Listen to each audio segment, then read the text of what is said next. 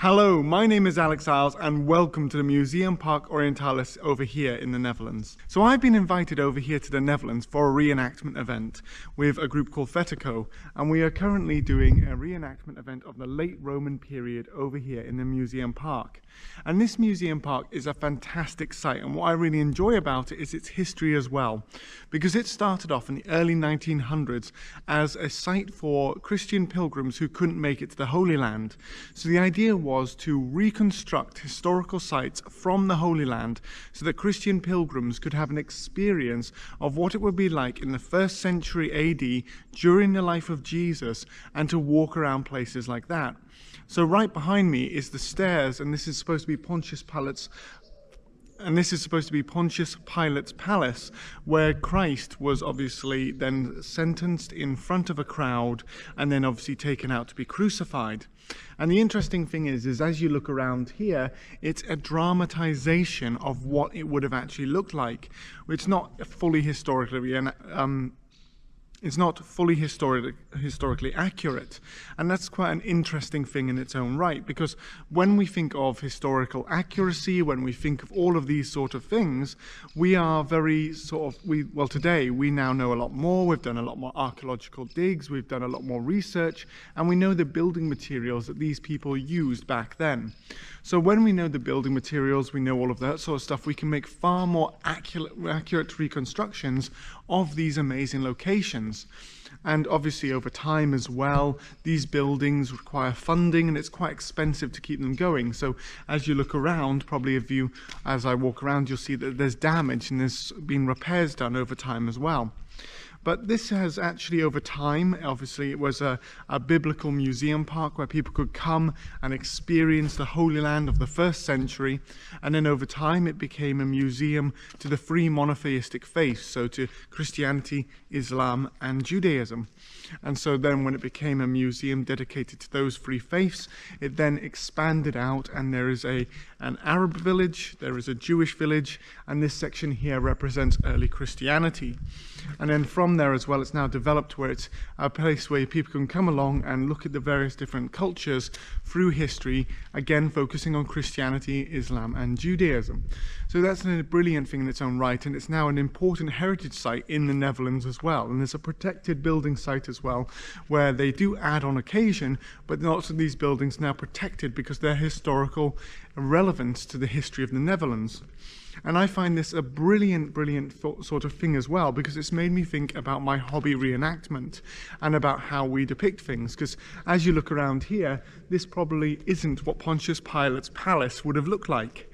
Pontius Pilate's palace would be far grander. It's a Roman governor's palace.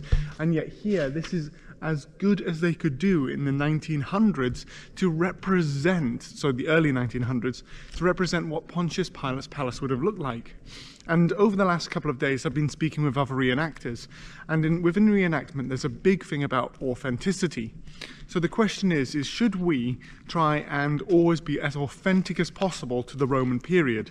That's for specifically Roman reenactment, which is what I do as my hobby. And when we talk about historical reenactment, you've got to think that you've got your clothing. So do you get someone to sit down and to spin the wool for your tunic exactly as it was done during that period? Then when you've got the cloth, do you have it dyed exactly as it would have been done? So you use as accurate as possible materials to reconstruct that. Do you then have the cloth cut and sewn with exactly the right type of stitches so that it's all put together in exactly the correct way? And then do you then augment it with correctly stitched belts, to correctly made armor, all of these sort of things, correctly made weapons, and then depict as closely as possible the Roman soldier, or let's say a Roman civilian, or a Roman governor, a Roman slave, whatever your depiction is, do you do that as accurately as possible? Now, there is a lot of reenactors I know who will do everything they can, and some people are going to great extents where they are trying to get the actual Mediterranean sea snails to make the purple dye that the imperial family wore. And that's a very expensive procedure, but that's something that I know groups of people are doing. And so when they're doing these sort of things, they're going for full authenticity. But there's others of us who, rather than going for full authenticity, go for as close as we can. Because we know that when we've got this archaeology, unlike, let's say, other cultures, let's say later on in the migration period or in the Viking Age, where we have full burials, where you can basically take a burial and they've got clothing, they've got weapons, they've got day-to-day items, combs, all of that stuff, and it's all in one grave. And so you can look at that and go, I'm going to reconstruct this particular grave from Norway, and I'm going to be a Viking warrior from that period based entirely on that grave. Which again has its own problems because the dead don't bury themselves, the living bury the dead. And so when you've got that problem, you know, that's a stylized, a picture-perfect picture, if you like, an image of what the dead, the living wish to represent the dead as they send them off to the afterlife.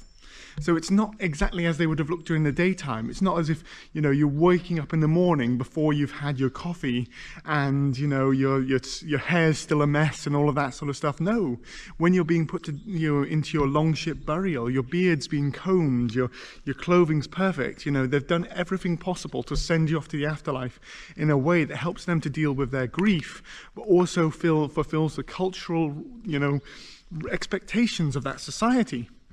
So in the same way, when you're looking maybe the Roman period, we don't have those sort of graves. The Romans practiced cremation. So because of that, there isn't like a burial with grave goods where we can go, oh yeah, okay, we're going to choose that particular grave and reconstruct a Roman exactly from that grave. What we have to do is we have to go, all right, here's an area. So let's say, for instance, I do Hadrian's Wall in the north of England. So when I do Hadrian's Wall, I have to look and find all the finds from a specific area. So I try and do the central and eastern part of Hadrian's Wall, and I choose finds, and I go, right, I'm going to do a 3rd century impression here, a 4th century impression here, a 5th century impression here.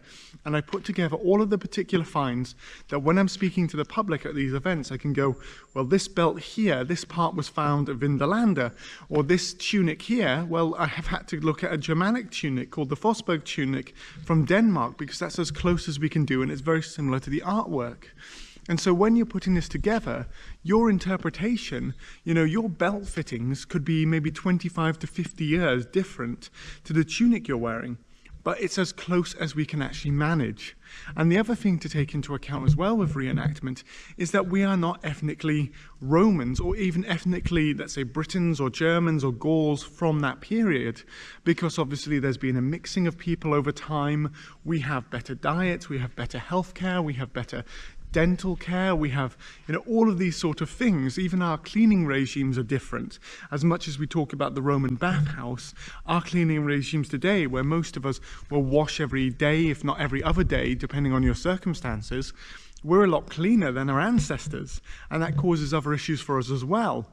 But when we've got all of that sort of stuff going on, you have to understand that we can't actually authentically portray someone from that period because, you know, human evolution has continued. We have continued through the fact that, you know, our parents brought together their genetics and then created us.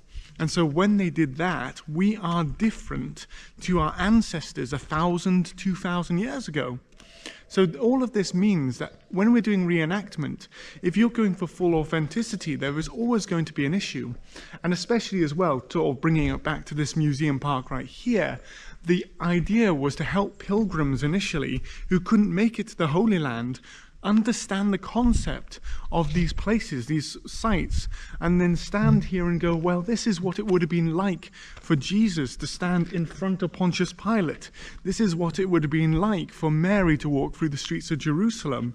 That's Mary, mother of Christ, after her son was crucified. This is what it would be like for this sort of person. And to get someone into a religious mindset so that they could go, wow, you know, this is the experiences they had to bring themselves closer to God and their faith. In the same way, reenactment is one of these actions where we are trying to bring people back to a period where we are taking historical sources, clothing, items, all of these things together, and we are depicting ethnic groups that, you know, don't exist in the same way as they did in the past.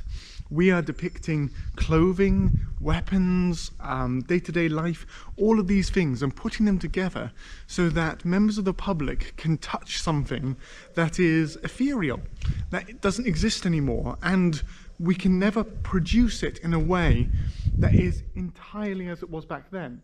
And so we are always going to try and strive to do something that is as close as possible.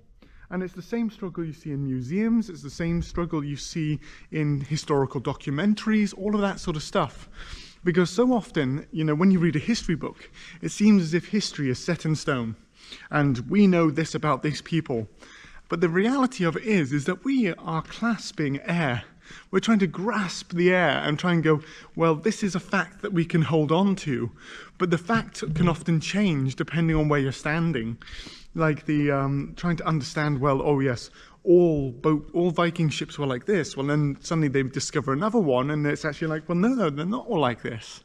Or if we say, oh, well, you know, the Romans believed all in this pantheon of gods, and then suddenly we find out that the Romans had a very different understanding depending on where they were in the empire of how different gods interacted. And so there's amazing, you know, there's core things that would be true of all societies that we can say, okay, yeah, that's something that that core belief was there for that particular part of society, but the way it's interpreted in different places means there's so much of a change.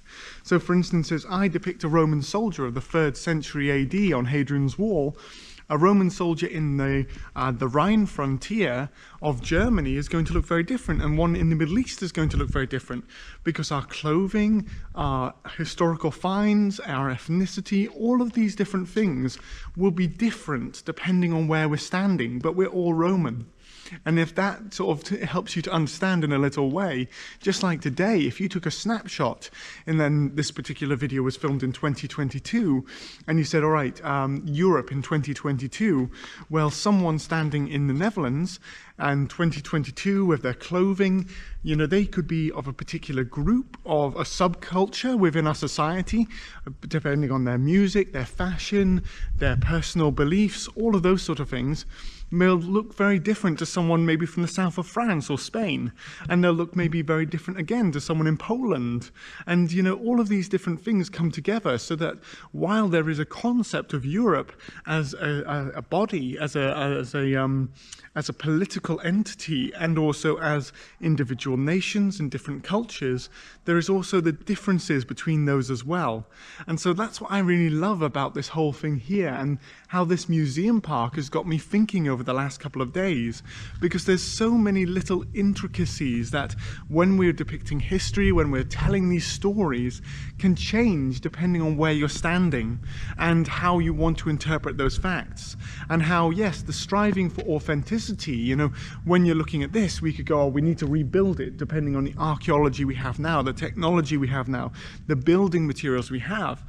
But there is always the difficulty that one, you know, that can change, and two, the cost that is enacted with that. You know, do you spend a couple of £100 creating a Roman helmet, or do you spend £5,000 creating a Roman helmet?